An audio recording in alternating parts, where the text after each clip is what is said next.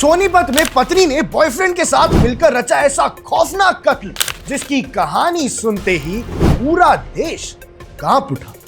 पति के private part को निर्दयी तरीके से दबाकर छीन ली उसकी सांसें और सुबह ऐसे जागी जैसे भैया कुछ हुआ ही।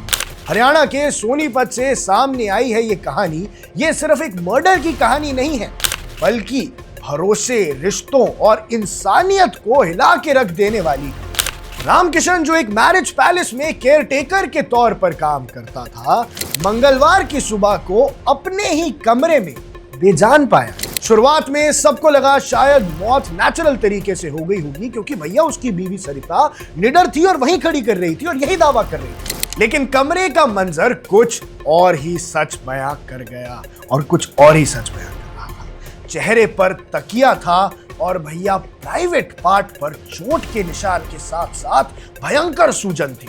पुलिस जब मौके पर पहुंची और पूछताछ शुरू हुई तो सबसे पहले नजर रामकिशन की पत्नी सरिता पर ही गई, क्योंकि सरिता का जो व्यवहार था पूरे केस का सबसे बड़ा सवाल बन गया। भैया पति की लाश पास में पड़ी थी, लेकिन सरिता बिल्कुल शांत थी। यहीं से पुलिस का शक शुरू। सुबह उठी, चाय बनाई, खुद रस खाए और बिना किसी घबराहट के 2 बच्चों को लेकर घर से निकल गई जैसे कोई आम दिन हो। और इसी वजह से ये केस और ज्यादा निर्दयी लगता है।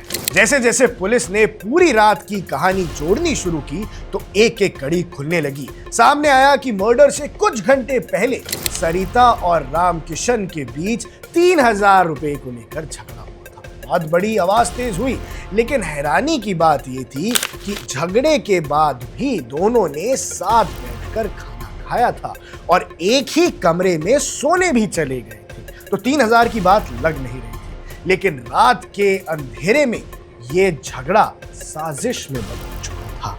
पुलिस के मुताबिक जब रामकिशन गहरी नींद में था, तब सरिता ने अपने बॉयफ्रेंड सतपाल के साथ कमरे में पहुंचकर हत्या की। सतपाल ने तकिया रामकिशन के चेहरे पर रखा और साथ साथ सांस रोकने तक उसके मुंह से वो तकिया नहीं उठाया और उसी वक्त सरिता ने उसके प्राइवेट पार्ट को पूरी ताकत से दबाया और कुछ ही पलों में रामकिशन की सांसें हमेशा के लिए थम गई, जिसमें साजिश थी उसकी बीवी की। सुबह जब 12 साल का बेटा अपने पिता को जगाने कमरे में गया, कोई हरकत नहीं हुई। बच्चे की चीख पर दादी कमरे में आई और सच सामने आ गया। पुलिस ने सरिता को हिरासत में लिया है और सख्ती से पूछताछ भी चल रही है।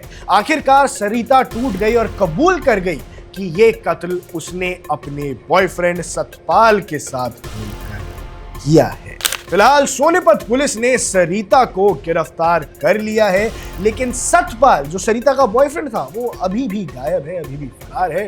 पूछताछ जारी है और कत्ल में इस्तेमाल हुए सारे सबूत इकट्ठे किए जा रहे हैं। पुलिस का कहना है कि जो मर्डर है वो पूरी प्लानिंग के साथ किया गया है और पोस्टमार्टम की रिपोर्ट ने बताया कि ये जो तरीका है यही सामने आ रहा है।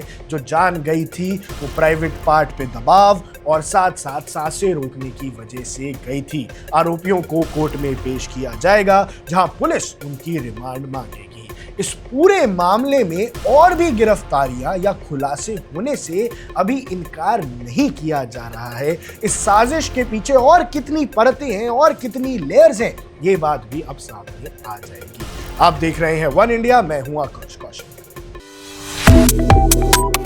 Subscribe to One India and never miss an update. Download the One India app now.